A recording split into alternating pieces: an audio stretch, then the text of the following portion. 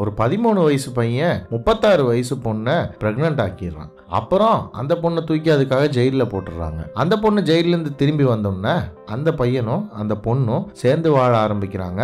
அவங்களுக்கு குழந்தைகள் பிறக்குது. அவங்க காலேஜுக்கெல்லாம் போகிறாங்க. அந்த பையன் யாருன்னா அவங்க தான் நம்ம கதையோட ஹீரோ ஜோ. அந்த பொண்ணு தான் கிரேஸ். இவங்க 2 பேரும் அந்த வீட்டில் வாழ்ந்துட்டு இருக்கும் பொழுது எலிசபெத்ன்ற ஒரு ஆக்டர் அவங்கள பற்றி ஒரு படம் பண்ணுறதுக்காக இவங்க கூட கொஞ்ச நாள் இருந்து இவங்களோட கதையும் இவங்களோட வாழ்க்கையும் தெரிஞ்சுக்கணுன்றதுக்காக இங்கே வராங்க. அப்படி எலிசபெத் இங்கே வந்ததுக்கப்புறம் அவங்க ரிலேஷன்ஷிப்பில் என்ன நடக்குது, உண்மையாலுமே கிரேஸ் நல்லவளா கெட்டவளா, ஜோக்கும் கிரேஸ்க்கும் இருக்கிறது காதலா இல்லை கிரேஸ் ஜோவை மேனிப்புலேட் பண்ணி கல்யாணம் பண்ண ஒத்துக்க வச்சாலாங்கிற பல விஷயங்களை சொல்கிற படம் தான் இந்த மே டிசம்பர். வணக்கம் ப்ரோ, வெல்கம் டு கத்திரிக்கோள். இன்னைக்கு நம்ம டாட் ஹென்ஸரோட டைரக்ஷன்ல 2023 வந்த மே டிசம்பர்ங்கிற படத்தை பத்தி தான் பார்க்க போறோம். படத்தோட கதை ஒரு சின்ன கார்டன்ல ஆரம்பிக்குது. அந்த கார்டன்ல பட்டாம்பூச்சி எல்லாம் அப்படியே கொஞ்சம் கொஞ்சமா பறக்க ஆரம்பிக்கிற ஸ்டேஜ்ல இருக்கு. அப்புறம் அது ஒரு டவுன்னு நமக்கு தெரியுது. யாரோ ஒருத்தங்க காரை நிறுத்தி இறங்குறாங்க. இறங்கி அவங்க திங்ஸ் எல்லாம் எடுத்துட்டு உள்ள வராங்க.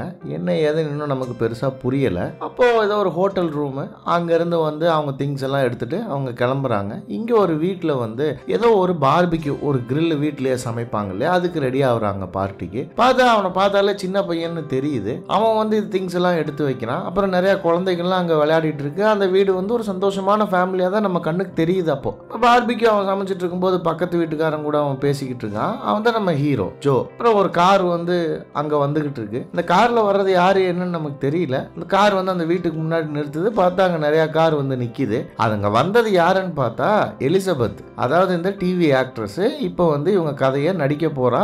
அதுக்காக இவங்களை பார்க்கறதுக்காக இங்க வந்திருக்கா. அவ வரும்போதே ஒரு பாக்ஸ் எடுத்துட்டு வரா. இந்த பாக்ஸ் எடுத்துட்டு வந்தா இவ்வளவு வெல்கம் பண்றாங்க. வெல்கம் பண்ணி அவங்க உட்கார வைக்கும் போது இந்த மாதிரி ஒரு பாக்ஸ் ஒன்று அங்க இருந்தது அப்படின்னு சொல்றாங்க. அடடே, இது என்ன பாக்ஸ் இது? இந்த பாக்ஸ்ல எங்க வீட்டுக்கு ஷிட் அனுப்புவாங்க.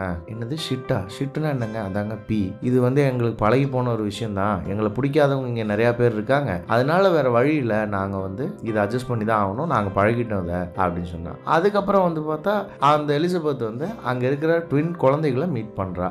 அந்த குழந்தைங்க யாரு அப்படின்னா நம்ம ஜோக்கும் கிரேஸ்க்கும் பிறந்த குழந்தைங்க தான். அப்பதான் கிரேஸோடைய ஃப்ரெண்டு எலிசபெத் கிட்ட சொல்லுவா, கிரேஸ் எப்பயுமே இப்படித்தான், அவ என்னைக்குமே பர்ஃபெக்டா ஆக்கணும்னு நினைப்பா. அவ இது வரைக்கும் சாரி கேட்டு கூட நான் பார்த்ததில்ல அப்படின்னு சொல்லும்போது அப்பதான் கிரேஸை பத்தி நமக்கு முத புரிய ஆரம்பிக்கும். ஏன் இந்த கதையை நீங்க பண்றீங்க அப்படின்னு கேட்கும்போது, இல்ல அது கொஞ்சம் ஹியூமனிட்டியோட இருக்கிற கதைன்னு நான் நினைக்கிறேன் அப்படின்னு எலிசபெத் சொல்லுவா. அப்புறம் எலிசபெத் அவளோட ஹோட்டல் ரூமுக்கு கிரேஸோட பேப்பர் கட்டிங்ஸ் எல்லாம் பார்த்துட்டு இருப்பா. கிரேஸோட பேப்பர் கட்டிங்ஸ்னா என்னன்னா, அந்த கேஸ் நடந்தப்போ அதாவது நம்ம ஜோவும் கிரேஸும் செக்ஷுவல் ரிலேஷன்ஷிப்ல மாட்டி கிரேஸை தூக்கி ஜெயில போட்டுருவாங்க, மைனர் கூட செக்ஸ் வச்சதுனால. அந்த பேப்பர் கட்டிங்ஸ் எல்லாம் பார்த்துட்டு இருப்பான். இங்க நம்ம ஜோ எலிசபெத் நடிச்ச ஆடை பார்த்துட்டு இருப்பான். பார்த்து முடிச்சுட்டு 2 பேர் தூங்க போயிடுவாங்க. அதாவது கிரேஸ் ஆல்ரெடி தூங்கிட்டு இருப்பான். அவ கூட ஜோ தூங்க வருவான். ஆனா கிரேஸ் எதையோ நினைச்சு அழுவா. அது என்னன்றது கூட அவளுக்கு சொல்ல தெரியாது. ஆனா எதையோ நினைச்சு அழுதுட்டு எனக்கு ஸ்மெல் வருதுன்னு சொல்லி ஏதோ ஒரு காரணம் சொல்லுவா. அவனும் சட்டையை கழட்டிட்டு படுத்துருவான்.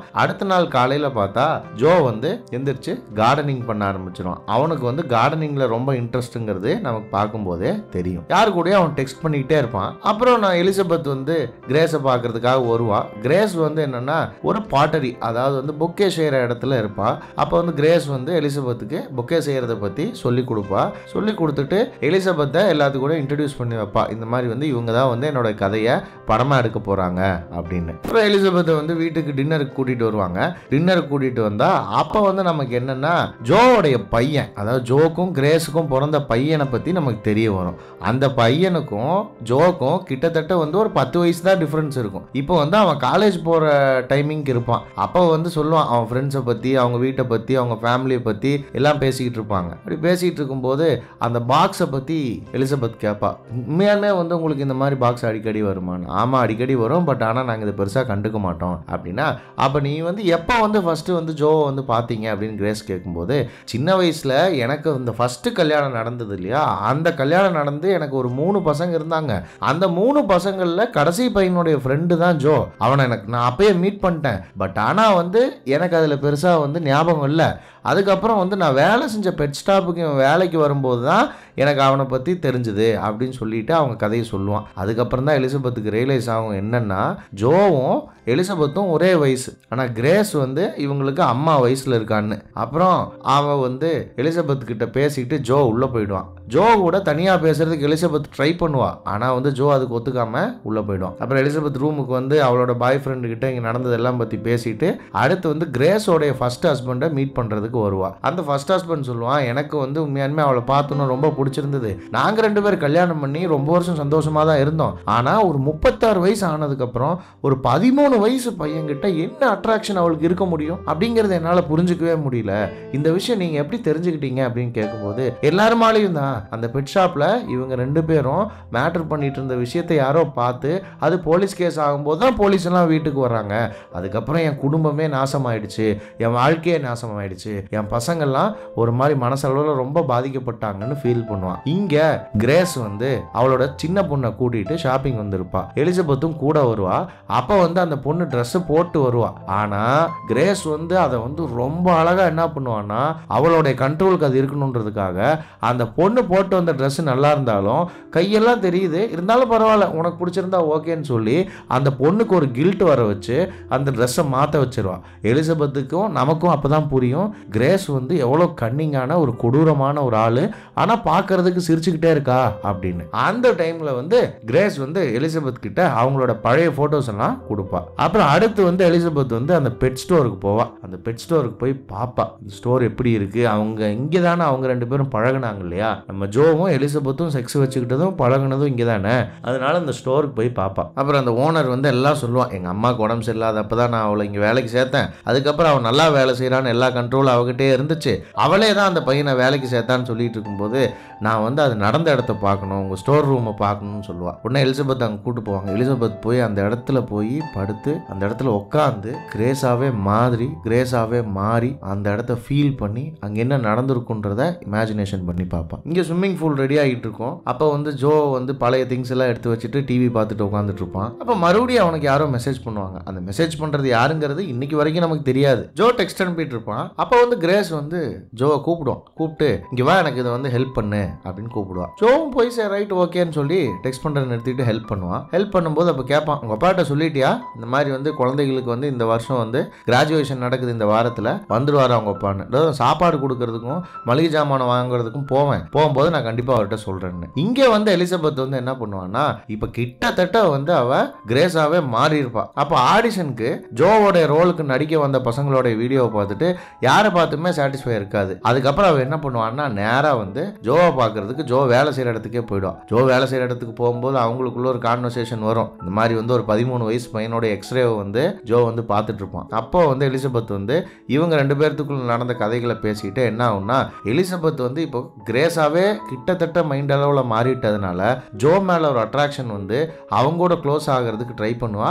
ஆனால் அங்கேருந்து ஜோ வந்து அதை அவாய்ட் பண்ணிட்டு வெளியே போயிடுவான். லைட் ஆஃப் பண்ணிட்டு லஞ்சுக்கு டைம் ஆயிடுச்சுன்னு. அங்கேருந்து எலிசபெத் மறுபடியும் எங்கே வருவான்னா, கிரேஸோடைய லாயரை பார்க்க வருவான். லாயர் சொல்லுவான், நான் வந்து ஒரு பெரிய ஊரில் பெரிய பெரிய கேஸ் எல்லாம் பார்த்துட்டு இருந்தேன், அப்போ கூட எனக்கு இவ்வளோ பெரிய பேரு புகழ்லாம் கிடைக்கல, ஆனால் இந்த கேஸை எடுத்தோன்னே நியூயார்க் டைம்ஸில் நான் ஃப்ரண்ட் பேஜில் வந்துட்டேன், அவ்வளோ பெரிய ஆளாக நான் மாறிட்டேன், நானே இதை எதிர்பார்க்கல அப்படின்னு அவங்க பேசிகிட்டு இருக்கும்போது, நீ வந்து ஜார்ஜை மீட் பண்ணீங்களா அப்படின்னு கேட்பேன். ஜார்ஜ் யாரு அப்படின்னா, கிரேஸோடைய முதல் கல்யாணத்தில் பிறந்த கடைசி பையன், இவனுடைய ஃப்ரெண்டு தான் ஜோ. அதாவது இவங்க அம்மா வந்து மேட்ரு பண்ணது வந்து இவனோட ஃப்ரெண்டு கூட தான். இவன் வந்து ஜார்ஜ் இப்போ எப்படி இருப்பான்னா, ஒரு மாதிரி ரொம்ப என்ன சொல்றது, ஒரு ஸ்டேபிள் இல்லாத நிலைமையில ஒரு மாதிரி தெருவோரத்தில் பாடுற ஒரு ஆர்டிஸ்டா ரொம்ப பார்க்கறதுக்கே வந்து கவலைக்கிடமான நிலைமையில இருக்கிற ஒரு புள்ளிங்கவா இருப்பான். அப்பதான் வந்து நம்ம எலிசபெத்துக்கும் நமக்கும் புரியும் என்னன்னா, அவன் இந்த மாதிரி கேவலமான விஷயம் பண்ணதுனால எவ்வளவு பேர் இதுல மறைமுகமாகவும் நேராகவும் பாதிக்கப்பட்டிருக்காங்க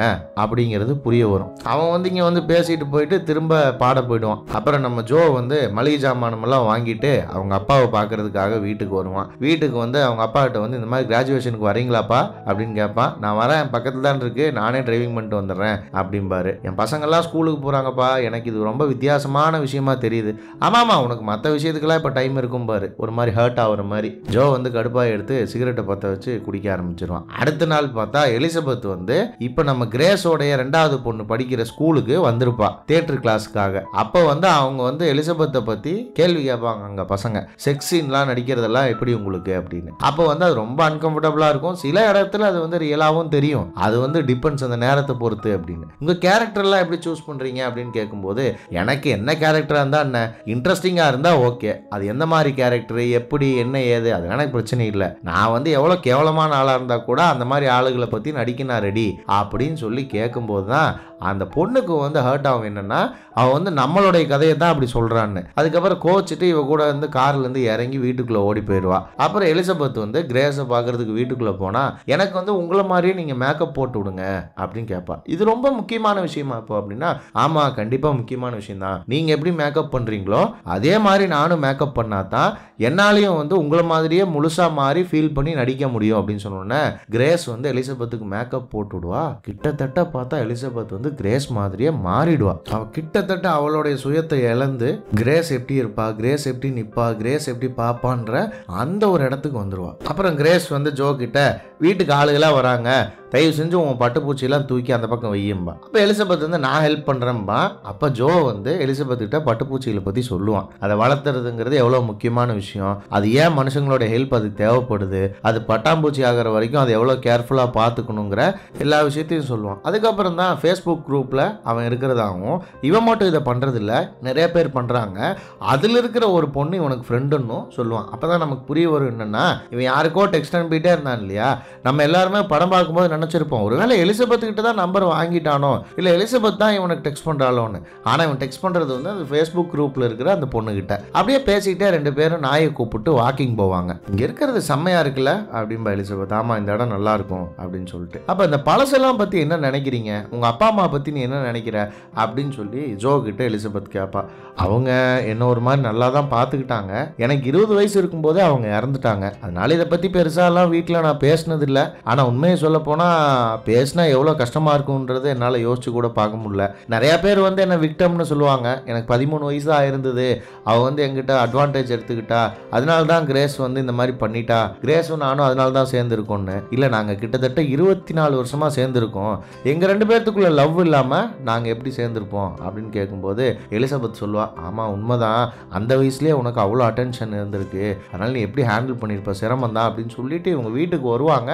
வீட்டுக்கு வந்தால் நம்ம ஜோ மட்டும் உள்ளே போய் பாப்பா, கிரேஸ் அங்கே உட்காந்து குமுறி குமுறி அழுதுகிட்டு இருப்பா. என்னடா அது கருமம்னு சொல்லிட்டு தான் அவனே உள்ளே போவான். இவளுக்கு இதே வேலையாக போச்சுங்கிற மைண்ட் செட்டில் தான். அப்போ தான் தெரியும் என்னன்னா எதுக்குடி அழுவுற அப்படின்னா, கேட்க வேணாம்னு சொல்லிட்டாங்களாம். இவ ப்ரிப்பேர் பண்ண கேட்க வேணாம்னு சொல்லிட்டாங்களாம். அப்பயே அந்த லாயர் சொல்லியிருப்பாப்ல மீட் பண்ணும்போது, இந்த கேக்கு வந்து நான் அவங்க கிட்ட இருந்து வாங்குறதே நாங்கள் பக்கத்தில் இருக்கவங்க அவளை வந்து ஆக்குப்பைடாக வச்சுக்கணுன்றதுக்காகத்தான் அப்படின்னு. அப்புறம் அதில் இருக்கிற ஒரு அம்மா வந்து வெளியூர் போகிறதுனால கேக் இனிமே வேணான்னு சொல்லிட்டு போயிருந்தான். என்னடா கொடுமையாக இருக்குது அப்படின்னு சொல்லிட்டு அவன் என்ன பண்ணுறதுன்னு தெரியாமல் அப்படி இப்படி சமாதானப்படுத்துவான்.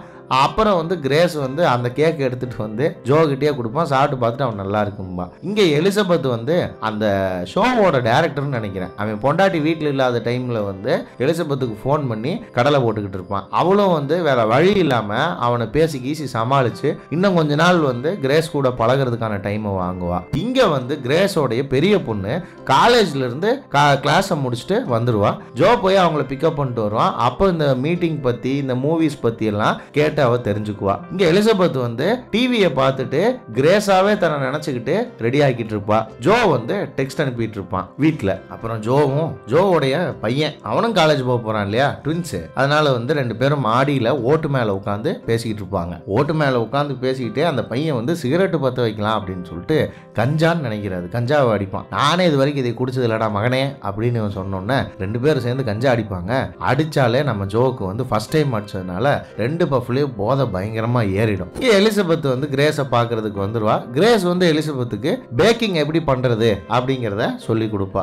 ஆல்ரெடி வந்து எலிசபெத் வந்து வீட்டுக்கு வர்றது கிரேஸுக்கு பிடிக்காம இருக்கும். போன வாட்டி அழுகும் போது ஜோ கிட்ட சொல்லி அழுகும் போதே எலிசபெத்தை பத்தி கொஞ்சம் திட்டி தான் கிரேஸ் வந்து சொல்லியிருப்பா, அவ என்ன ரொம்ப வெறுப்பேத்துறா அப்படின்னு. ஆனா அதெல்லாம் பெருசா வெளியே காமிச்சுக்காம பேக்கிங் பத்தி எலிசபெத்துக்கு சொல்லி தருவா. அப்புறம் வந்து எலிசபெத் கிட்ட ஜோ வந்து அவளுக்கு கொடுத்த ஒரு லெட்டர் ஒன்று எடுத்து காமிப்பா. அதுல பார்த்தா ரொம்ப அழகா ஒரு கவிதையா எழுதியிருக்கும். அப்புறம் இங்கதான் நம்ம சம போதையில் இருக்கானே, மேல ஓட்டு மேல இருந்து கீழே அப்படியே உழுக போவான். அவன் பையன் அவனை பிடிச்சிடுவான். பிடிச்சிட்டு நான் வந்து உன் வாழ்க்கையை ரொம்ப கஷ்டப்படுத்திட்டேன்னு நினைக்கிறேன், என்ன மாதிரி நீ இருக்கக்கூடாது, நீயாச்சும் ரொம்ப நல்லா இருக்கணும் அப்படின்னு சொல்லி அவனை ஹக் பண்ணி அழுக ஆரம்பிச்சிருவான். அப்புறம் எல்லாரும் டின்னர் போவாங்க. அடுத்த நாள் அந்த டின்னர்ல 2 பசங்க 2 பொண்ணுங்க, நம்ம எலிசபெத், கிரேஸு, ஜோ எல்லாரும் இருப்பாங்க. காலேஜ் போகிறத பற்றியும் நீங்கள் போய் காலேஜில் சந்தோஷமாக இருக்கணுங்கிறத பற்றியும் நம்ம கிரேஸ் வந்து ஒரு ஸ்பீச் மாதிரி கொடுத்துட்டு சியர்ஸ் அடிச்சுட்டு சாப்பிட ஆரம்பிப்பா. அப்போ வந்து அந்த பெரிய பொண்ணு வந்து எலிசபெத்துக்கு பார்த்து கேட்பா, எதுக்காக நீங்கள் இந்த படமெல்லாம் எடுக்கணும், அதெல்லாம் தேவையே இல்லையே அப்படின்னு பேசிகிட்டு இருக்கும்போதே அங்கே வந்து பார்த்தா கிரேஸோடைய ஃபஸ்ட்டு ஃபேமிலி வந்துடும். அவங்களோட ட்வின்ஸு, பசங்க, பொண்ணுங்க, ஹஸ்பண்டு, இப்போ அவர் கூட இருக்க ஒய்ஃபு எல்லாரும் வந்துடுவாங்க. ஒரு மாதிரி ரொம்ப ஆக்வர்ட் ஆகிடும். அப்போ அந்த சாப்பாடை முடிச்சுட்டு எலிசபெத் வந்து ரெஸ்ட் ரூமில் இருப்பா. பார்த்தா அங்கே வந்து கிரேஸும் இருப்பா. அப்போ கிரேஸ் சொல்லுவா, நான் ரொம்ப அப்பாவி, அதனால தான் வந்து என் வாழ்க்கை இவ்வளோ நடந்ததுக்கப்புறமும் பர்ஃபெக்டாக இருக்குமா என்னமோன்னு நான் நம்பினேன் அப்படின்னு. அடிப்பாவி, இவ்வளோ பண்ணிட்டு நீ அப்பாவியா அப்படிங்கிறத மனசுக்குள்ள நினச்சிட்டு அப்போ வந்து கிரேஸ் சொல்லிட்டு போவா, எங்களை கொண்டு போய் விட்டுட்டு அதுக்கப்புறம் ஜோ வந்து உன்னை பிக்கப் பண்ணிக்குவா, அது வரைக்கும் நீங்க வெயிட் பண்ணு அப்படின்னு சொல்லிட்டு அவங்க கிளம்பிடுவா. இங்க வந்து அவ பார்த்தா நம்ம கிரேஸோடைய ஃபர்ஸ்ட் ஹஸ்பண்டுக்கு பிறந்த கடைசி பையன், நம்ம அங்க பார்த்தோம் இல்லையா அந்த சிங்கர், அவன் வந்து தம் அடிச்சிட்டு இருப்பான். அப்பதான் அவன் சொல்லுவான், என்னன்னா எங்க அம்மாவுக்கு ஒரு பிரச்சனை இருக்கு, என்னன்னா சின்ன வயசுல வந்து அவளுக்கு இருந்த அண்ணன் தம்பிகளால் அவள் செக்ஷுவலாக அஃபண்ட் பண்ணப்பட்டான்னு நான் நினைக்கிறேன், அவள் டைரியில் எழுதியிருந்தது, அதை நான் படித்தேன், அதனால தான் அவள் இப்படி ஆகிட்டான்னு நினைக்கிறேன் அப்படின்னு சொல்லிட்டு, இதெல்லாம் நான் உனக்கு சொல்கிறேன்ல, அதனால் அதுக்கு பதிலாக எனக்கு மியூசிக் சூப்பர்வைசராக நீ பண்ணுற படத்தில் எனக்கு ஒரு வாய்ப்பு வாங்கி கொடு அப்படின்னு சொல்லி எலிசபெத் கிட்ட பேசிகிட்டு இருப்பா. கரெக்டாக அப்போ ஜோ வந்து கார் எடுத்துகிட்டு வந்துடுவான். வரும்போது இவன் இந்த ஆஸ்துமாவுக்கு அடிக்கிற இதை வச்சு அடிச்சுக்கிட்டு காரில் வந்துட்டு இருக்கும்போது அப்போ வந்து ஜோ சொல்லுவான், எனக்கும் 4 தங்கச்சிக்கு இருந்தாங்க, அதில் ஒரு தங்கச்சிக்கு ஆஸ்துமா, நான் எனக்கு இதை பற்றி தெரியும், நான் வீட்டில் ஒரு இன்னேலர் வச்சிருந்தேன், அந்த இன்னேலர்ல இந்த மாதிரிலாம் பண்ணணும்னு ஒரு இன்ஸ்ட்ரக்ஷன் போட்டிருக்கு, ஆனா எப்படி பண்ணணும்னு எனக்கு தெரியல, நீ வீட்டுக்கு வந்து எனக்கு ஹெல்ப் பண்றியா அப்படின்னு எலிசபெத் கூப்பிடும்போது ஜோ வந்து சரி ஓகே அப்படின்னு சொல்லிட்டு வந்துடுவான். உள்ள போய் 2 பேரும் பேசிக்கிட்டு இருப்பாங்க. பேசவே 2 பேத்துக்குள்ள ஒரு கனெக்ஷன் ஆயிடும். கனெக்ஷன் ஆகி என்ன ஆகும்னா எலிசபெத் வந்து ஜோவை மேட்டர் பண்ணிடுவான். அப்புறம் பண்ணி முடிச்சுட்டு 2 பேரும் வந்து பெட்ல படுப்பாங்க.